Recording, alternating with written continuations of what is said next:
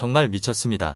경기장의 분위기는 폭발할 듯했고 모든 사람들이 다시 한번 입에 올린 이름은 바로 손흥민이었습니다. 레프크가 또다시 승리를 거두었습니다. 단순한 승리가 아니라 MLS 전체를 흔들어 놓는 승리였습니다. 이 팀의 상승세는 계속 이어졌고 이번에는 마침내 리그 순위 1위에 올라선다. 지금 로스앤젤레스에서는 진짜 축구 지진이 일어나고 있습니다. 그리고 사람들을 놀라게 하는 사실은 이 모든 이야기의 중심에 여전히 손흥민이 있다는 점입니다. 시즌 초반임에도 레프크는 누구도 막을 수 없는 폭풍을 만들어내고 있습니다. 4경기 4승, 시즌 개막 이후 완벽한 연승 행진입니다. 이것은 단순한 좋은 흐름이 아니라 구단의 새로운 역사적인 기록입니다.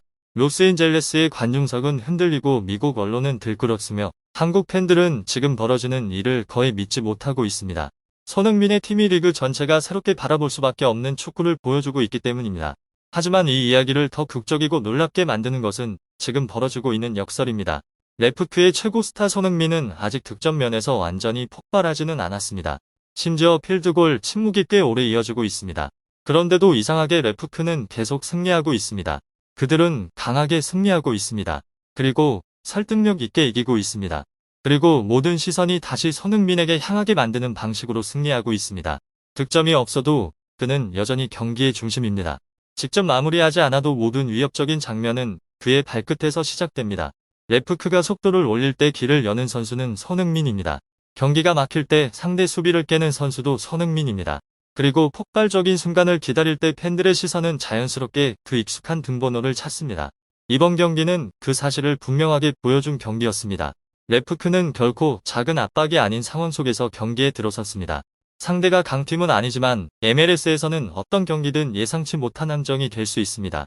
하지만 경기 시작과 동시에 레프크는 무언가 특별한 일이 일어날 것 같은 분위기를 만들어냈습니다. 강력한 압박과 빠른 패스, 그리고 파도처럼 밀려오는 공격이 이어졌습니다.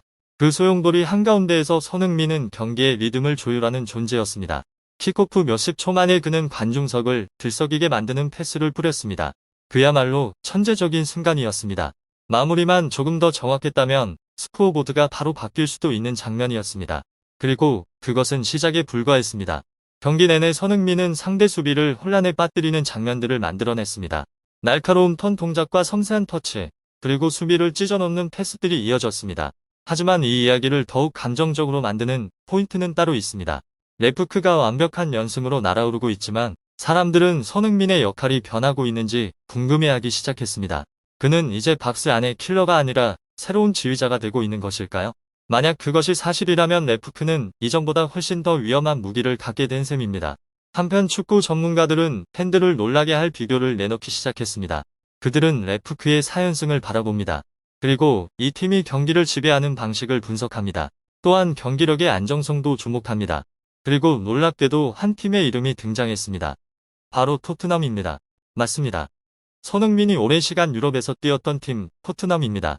일부 분석가들은 현재 레프크가 과거 기복이 심했던 토트넘과는 완전히 다른 모습을 보여주고 있다고 말합니다. 레프크에서 손흥민은 다른 방식으로 해방된 듯 보입니다. 그는 항상 득점해야 하는 선수일 필요가 없습니다. 모든 압박을 혼자 짊어질 필요도 없습니다. 대신 그는 팀 전술의 중심이 되고 있습니다. 바로 그 점이 이 이야기에서 가장 놀라운 부분입니다. 손흥민이 골을 넣지 않아도 레프크는 승리합니다. 오히려 더 설득력 있게 이기고 있습니다. 이 때문에 미국과 한국 언론 모두 레프크가 새로운 시대에 들어선 것이 아닌지 질문하기 시작했습니다. 손흥민이 단순한 골잡이가 아닌 시대입니다. 그는 팀의 두뇌가 되는 시대입니다. 레프크의 매 경기마다 새로운 역사가 쓰이고 있다는 느낌을 주는 시대입니다. 그리고 경기 종료 휘슬이 울렸을 때 MLS 순위표는 바뀌어 있었습니다. 레프크가 정상에 올라 있었습니다. 시즌 개막 이후 4연승이 구단 역사에 새겨졌습니다. 팬들은 끊임없이 팀 이름을 외쳤습니다. 언론도 즉시 뜨거운 헤드라인을 쏟아냈습니다. 그러나 이 모든 열기 속에서도 한 가지 궁금증이 남아 있습니다. 만약 손흥민이 다시 득점을 터뜨리기 시작한다면 레프크는 얼마나 더 무서운 팀이 될까요? 아직 폭발하지 않은 손흥민과 함께도 이미 리그 1위라면 그가 진짜로 폭발하는 날 MLS 전체가 더 큰 충격을 맞이할지도 모릅니다. 레프크가 순위표의 지진을 일으킨 직후 실제 경기 전개는 한편의 극적인 축구 영화와도 같았습니다. 전반 내내 레프크는 파상 공세를 펼쳤지만 골은 마치 장난을 치듯 그들을 피해갔습니다. 기회는 계속 찾아왔고 사라졌으며 관중석의 팬들은 여러 번 벌떡 일어났다가 곧바로 머리를 감싸주며 아쉬워했습니다. 경기 흐름은 완전히 레프크 쪽으로 기울어 보였지만 스코어보드는 냉정하게 0-0을 가리키고 있었습니다. 그리고 긴장감이 점점 높아지던 순간 운명의 장면이 마침내 후반전에 등장했습니다. 후반 73분 세인트루이스 시티가 페널티 박스 앞에서 치명적인 패스 실수를 저지르자 마티에 쇼니에르가 포식자처럼 그 기회를 낚아챘습니다. 불필요한 동작 없이 그는 강력한 중거리 슈팅을 날렸고 공은 총알처럼 골문 구석으로 꽂혀 들어갔습니다. 레프크 홈구장의 관중석은 순식간에 폭발했습니다. 그 순간 모든 압박이 풀렸고 승리의 문이 활짝 열렸습니다. 그러나 더 놀라운 것은 그 골이 폭풍의 시작에 불과했다는 점이었습니다. 불과 8분 뒤 세인트루이스가 정신을 차리기도 전에 쇼니에르는 다시 한번 경기장을 놀라게 했습니다. 이번에도 중거리 슈팅이었지만 더 아름답고 더 냉정하며 더 잔인했습니다. 공은 완벽한 궤적을 그리며 골문 안으로 꽂혔고 마치 마지막 일격처럼 상대를 무너뜨렸습니다. 스코어는 2-0이 되었습니다. 그 순간 사실상 경기는 끝난 것이나 다름없었습니다. 세인트루이스 선수들은 방금 벌어진 일을 믿지 못한 듯 멍하니 서 있었습니다. 반면 레프크 팬들은 완전히 축제 분위기에 빠져들었습니다. 두 번의 중거리 슈팅, 두 번의 치명적인 일격으로 10분도 채 되지 않아 경기는 결정되었습니다. 이 승리는 단순히 승점 3점을 얻은 것 이상의 의미였습니다. 이것은 MLS 전체를 향한 강력한 선언과도 같았습니다. 레프크는 시즌 개막 이후 4경기 모두 승리했습니다. 4경기 4승입니다.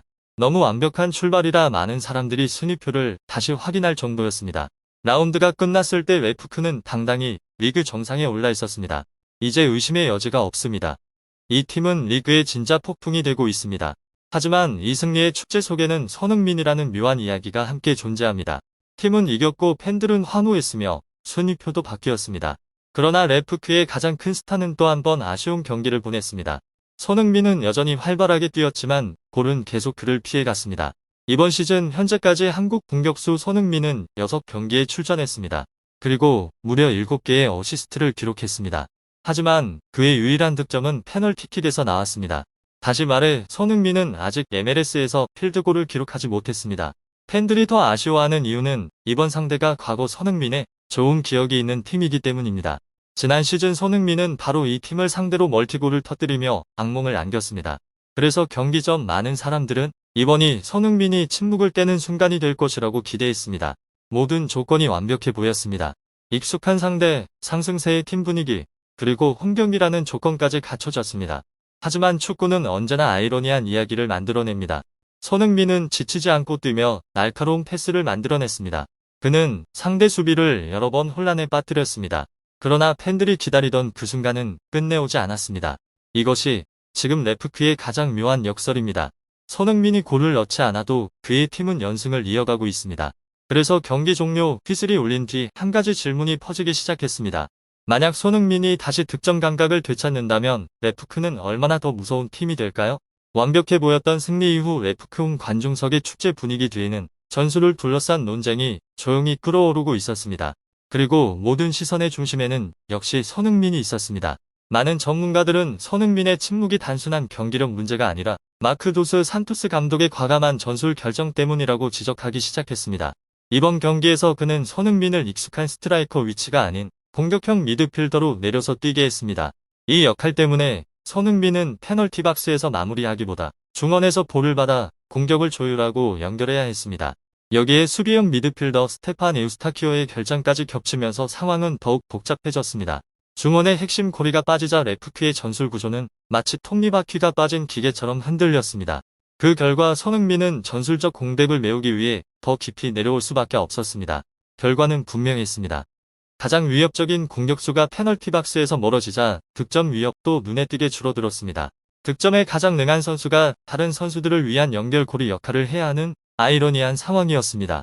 그렇다고 해서 손흥민이 이 경기에서 존재감이 없었던 것은 아닙니다. 오히려 전반전만 놓고 보면 볼없는 손흥민의 전반전이라고 부를 수 있을 정도였습니다. 경기 시작 30초 만에 손흥민은 상대 수비진을 혼란에 빠뜨렸습니다. 세인트루이스 수비수가 미끄러진 틈을 타 손흥민은 데니스 부안가에게 완벽한 패스를 내줬습니다. 골문이 열렸지만 부안가의 슈팅은 골대를 크게 넘어가며 관중들의 탄식을 자아냈습니다. 손흥민의 완벽한 어시스트 기회가 순식간에 사라졌습니다. 그뿐만 아니라 경기 2분에는 페널티 박스 앞에서 공간을 잡고 빠르게 슈팅을 시도했습니다. 그러나 상대 수비가 몸을 던져 이를 막아냈습니다. 15분에는 박스 안에서 다시 한번 위협적인 슈팅을 시도했습니다. 하지만 이번에도 공은 수비에 막혔습니다. 마치 손흥민이 계속 골문을 두드리지만 득점의 문이 쉽게 열리지 않는 느낌이었습니다. 놓친 기회의 정점은 전반 37분에 나왔습니다. 빠른 역습 상황에서 손흥민은 공을 몰고 올라간 뒤 다비드 마르티네스에게 완벽한 패스를 내줬습니다. 마르티네스는 마무리만 하면 되는 상황이었습니다. 그러나 그는 침착하게 마무리하지 못하고 우왕좌왕했습니다. 결국 절호의 기회가 또다시 날아가며 관중들을 놀라게 했습니다. 만약 그 기회 중 하나만 성공했다면 손흥민은 최소 2개의 어시스트를 기록했을 것입니다. 하지만 축구는 때때로 잔인할 만큼 냉정합니다. 가장 많은 기회를 만든 선수가 득점 기록 없이 경기를 마치는 일이 벌어졌습니다. 사실 경기 전체 흐름을 보면 레프크의 승리는 어느 정도 예상된 결과였습니다.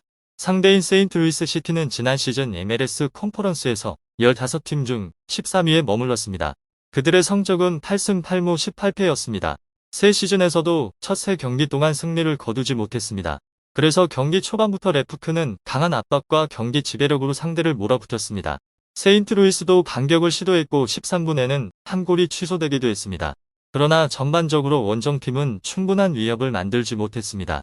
하지만 2-0 승리에도 불구하고 이 경기는 큰 질문을 남겼습니다. 왜 손흥민은 점점 득점 지역에서 멀어지고 있는 것일까요? 그는 새로운 전술을 위해 희생되고 있는 것일까요? 아니면 다시 폭발하기 전에 잠깐의 침묵일까요? 한 가지 분명한 것은 손흥민을 낮은 위치에 두는 전술이 계속된다면 그의 무득점 행진이 더 길어질 수 있다는 점입니다. 그렇게 된다면 레프크의 이야기는 단순한 연승 스토리가 아니게 됩니다. 그것은 팀의 가장 큰 스타를 어떻게 활용해야 하는지에 대한 뜨거운 논쟁으로 이어질 것입니다.